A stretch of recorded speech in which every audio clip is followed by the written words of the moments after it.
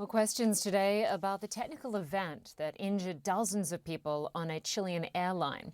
LATAM flight LA800 took off from Australia en route to New Zealand.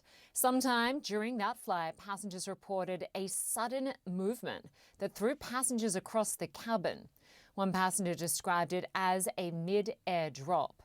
Several emergency medical teams met the plane upon landing. About 50 people were treated for injuries, 12 was sent to hospital for additional aid. Well, joining us now for more on this is CNN's Tom Foreman. Tom, this certainly sounded like a frightening experience. The airline, of course, claiming it as a technical issue, but according to at least one passenger, they described this violent drop. What would cause that, especially given that the flight left the flight radar tracker for about an hour?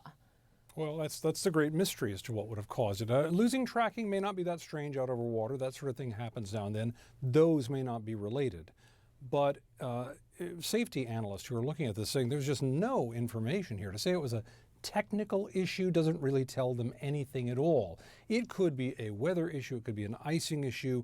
It could be some sort of personnel issue. There are all sorts of things that could be involved, but this gives no clue. What we do know from the passengers is that it was a very dramatic event, as they describe it, with no warning.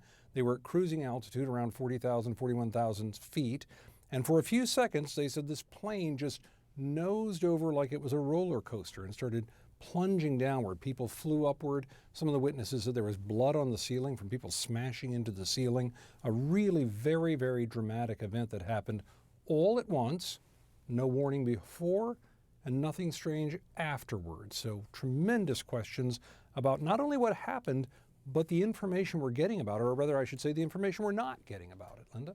Yeah, hopefully we'll get some more information from the airline soon. Tom Foreman, good to have you with us. Thank you. Good to be here.